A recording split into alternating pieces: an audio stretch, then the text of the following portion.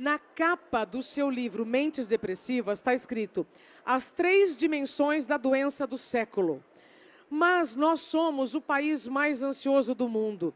E a ansiedade, ela nos move, mas ela também nos paralisa. Então eu queria entender contigo o seguinte, vamos começar por esses dois.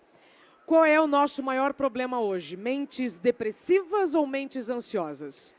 Com certeza, mentes ansiosas. Eu vou fazer uma estatística antes da pandemia, porque assim, ainda não foi feita nenhuma pesquisa depois.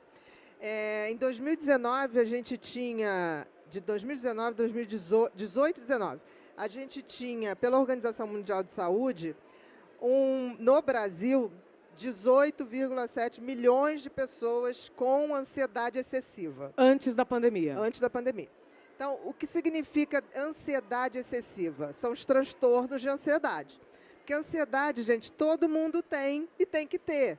Porque se a gente não tiver ansiedade, a gente não se move na vida, né? É necessário ter ansiedade. Agora, a gente não pode ter excesso, porque ela nos paralisa ou nos adoece. Quando ela nos adoece, a gente tem os transtornos de ansiedade, que são os mais comuns: transtorno de ansiedade generalizada, transtorno do pânico, que as pessoas já ouviram falar muito, o TEPT, que é o transtorno de estresse pós-traumático, quando a pessoa passa ou por uma situação de sequestro, ou por uma calamidade, ou por uma tragédia. A gente tem o TOC, que também é um transtorno de ansiedade. Então, tem um espectro da ansiedade adoecida. Quando alguém chega assim, você é ansioso, não está dizendo nada. Todo mundo tem que ter ansiedade. Só quem não tem ansiedade é psicopata. Que já vamos falar sobre psicopatas, tá? Então, assim, uma pessoa que não sente medo, uma pessoa que não tem ansiedade, eu fico até preocupada. Porque a coisa mais humana é a ansiedade, que é um sistema de defesa da gente. Agora, a ansiedade, não existe depressão sem uma ansiedade prévia. Repete, por favor. Não existe depressão sem uma ansiedade prolongada e prévia. Então, a própria transtorno de ansiedade, o próprio adoecimento da ansiedade, leva, em média, 1 ano e meio, 2, para uma pessoa, por exemplo, abrir um transtorno do pânico. Tá? A gente sempre tem que fazer a linha do tempo, que é, por exemplo, eu não quero saber quando a pessoa chega adoecida, eu quero saber como é que foram os últimos 2, 3 anos daquela pessoa. 2, 3 anos. Exato, no mínimo. Aí tem gente que fala assim, não, mas eu levei 5 anos para adoecer. Ok, tem gente que estica a marcha, tem gente que suporta mais, mas a média do ser humano, para adoecer de excesso de estresse, que antecede o adoecimento, é 1 ano e meio, 2. Passar disso, você sempre vai adoecer. Que pode ser por excesso de ansiedade, como pode ser as doenças autoimunes. Lúpus, colite ulcerativa, síndrome de Crohn, a mesma tiroidite de Hashimoto, que muitas mulheres têm, nada mais é, gente, do que um estresse prolongado, uma ansiedade prolongada, que fez um nó no teu sistema imunológico. O que é a tiroidite de Hashimoto? Os teus anticorpos passaram a atacar a sua tireoide. E quando você vai ver a história dessas mulheres, tem ali 2, 3 anos anteriores, da gente dando muito mais do que precisa e o que deve. Então, são sempre aquelas pessoas mais arrimo de família, que querem resolver tudo, que querem ajudar todo mundo, que querem ser a melhor funcionária. Tudo tem um preço.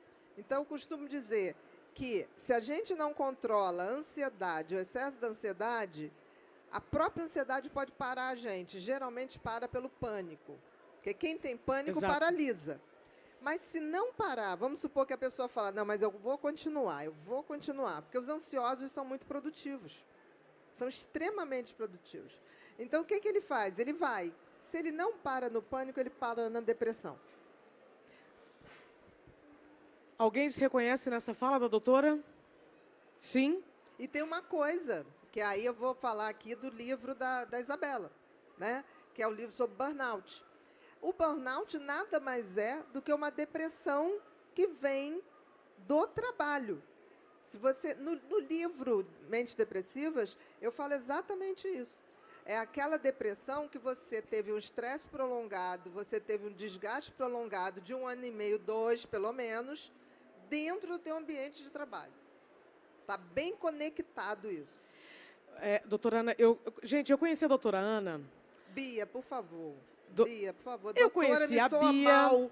conheci a Bia. Em 2018, antes de eu considerar a hipótese que eu estava vendo um burnout, para o meu livro, que era sobre as percepções do tempo. E a doutora me disse uma frase que ela explica bastante coisa do que nós estamos falando.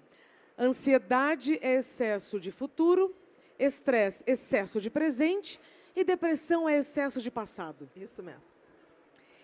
Essa frase, Ana, ela costuma marcar muito as pessoas porque nós estamos vivendo um contexto em que há muita competitividade, há muita pressa. Então, nós estamos pensando muito no futuro, mas com medo deste futuro. Exatamente. Queria que você falasse um pouquinho sobre a diferença, mais um pouquinho, da ansiedade boa, que nos move, que nos permite criatividade, e da ansiedade patológica. Mais um pouquinho. Vamos lá. Primeiro, vamos distinguir medo e ansiedade. Ótimo. Por quê? São primas irmãs. É uma moeda, duas faces da mesma moeda. Medo, gente, é quando eu, por exemplo, estou aqui e aí, de repente, começa um tumulto, aparece uma pessoa aqui armada. Todos nós vamos ter uma reação imediata. O coração vai disparar, os músculos vão tensionar, vai faltar ar, a boca vai ressecar. Isso é uma reação de que você tem que tomar uma atitude. Você não pensa para ter uma reação. O seu cérebro pensa por você. Porque isso é uma coisa que o cérebro tem de forma primitiva e que fez a gente chegar aqui hoje. Por quê? A gente precisava sobreviver. E para sobreviver a gente tem que ter um mecanismo muito bem construído de defesa. Só que tem que esse cérebro às vezes exagera nisso. Ele começa a ver coisas onde não existe. O medo é uma reação absolutamente normal perante algo que eu sei que é ameaçador.